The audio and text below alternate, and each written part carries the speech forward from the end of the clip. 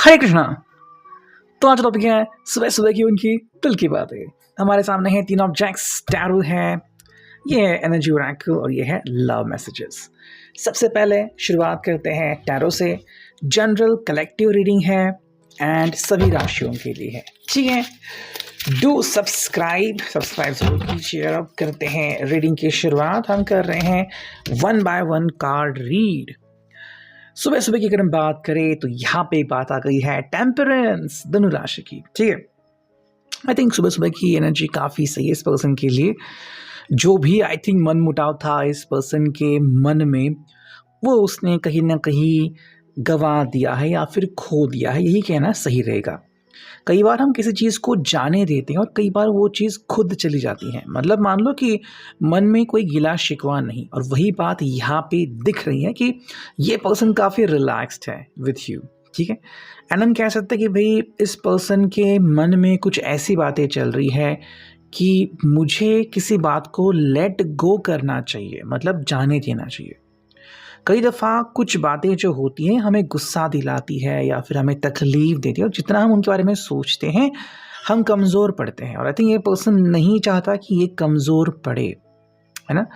तो I think lovers भी कई बार हमें रीडिंग में दिखता है। तो ये पर्सन बस इसी के ऊपर विश्वास रख रहा है कि जितने भी लोग इससे कनेक्टेड हैं वो खुश रहें, जिनको ये प्यार करता है वो खुश रहे, और इनके वजह से, इस पर्सन की वजह से उनको कोई तकलीफ़ ना झेलनी पड़े। ठीक है, देखते हैं सेकंड कार्ड हमें क्या मिलता है। Let's go. ओके, कौन सा आता है सेकंड कार्ड? चलो ये दो कार्ड आ गए। देखो यहाँ पे कार्ड आ गया है 10 ऑफ कप्स का, बाद में है 9 ऑफ कप्स, पेंटिकल्स। ठीक, 10 of cups Cancer Scorpio Pisces यहाँ पे आ चुका है। आई थिंक ये पर्सन काफ़ी कुछ एंजॉय करने वाला है। मतलब क्या है कि भाई मेरे ज़िंदगी में इतनी अच्छी बातें हैं, इतने अच्छे लोग हैं मेरी ज़िंदगी में, तो मैं क्यों किसी बात के बारे में या फिर किसी घटना के बारे में सोचूं जो कि हो चुकी है या फिर हो सकती है ना। देखो आज यानी कि वर्तमान हमारे लिए काफ़ी महत्वपूर्ण है। हाँ, कई दफ़ा हम हमारे हिस्ट्री में या फिर पास्ट में, अतीत में जीने की कोशिश करते हैं, लेकिन वो जीना भी क्या जीना होता है जब सिर्फ कुछ यादें ही हमारा सहारा बने। ये पर्सन कह रहे हैं कि भाई जो अभी मेरे साथ है, जो लोग हैं, आप हो एंड उनके कुछ फ्रेंड्स, उनकी फैमिली हो, ये उनके लिए बहुत बड़ा सपोर्ट सिस्टम है। एंड ये सपोर्ट सिस्टम होने के कारण ही ये पर्सन खुश रहना चाहते हैं। कई लोग ऐसे होते हैं जो हमें तकलीफ देते हैं, और कई लोग ऐसे भी होते हैं जो हमें उस तकलीफ से निजात देते हैं, और आप उन लोगों में से हो जो इनको खुश देखना चाहते हैं। और वही बात ये पर्सन भी समझता है। अब क्यों है ऐसी बात है? बिकॉज यहाँ पे है 9 ऑफ पेंटिकल्स।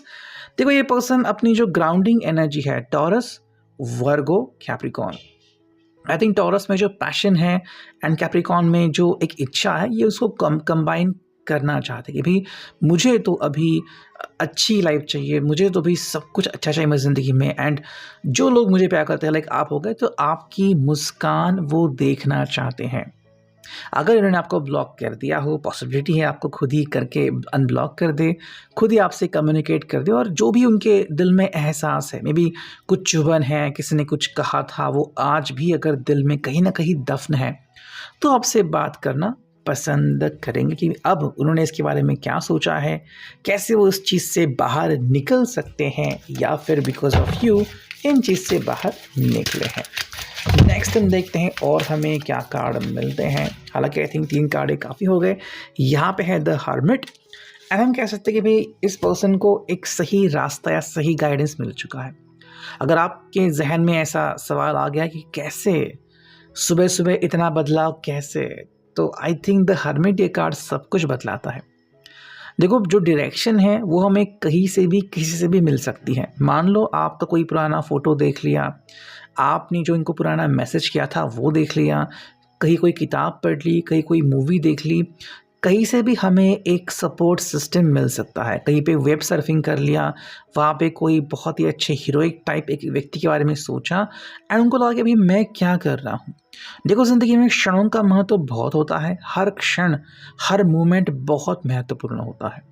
कई दफ़ा हम सब रोने में, सिर्फ चिल्लाने में उसको वेस्ट कर देते हैं, लेकिन बाद में पछता भी सकते हैं।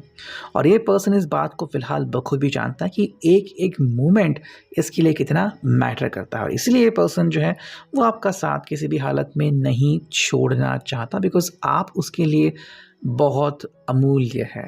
ओके, एंड आपके साथ वो ज़िंदगी में आगे बढ़ना चाहता है। चलिए अब इसको थोड़ा सा क्लैरिफाई करते हैं विथ द एनर्जी ओरेकल। देखते हैं हमें यहाँ पे क्या रीडिंग मिलती है। कार्ड्स जब तब तक नहीं मिलेंगे जब तक कि एनर्जी हमें वो कार्ड प्रदान नहीं करती। पहला कार्ड आ गया है द थिंकिंग मैन। ओके, ये कार्ड यहाँ पे आ चुका है।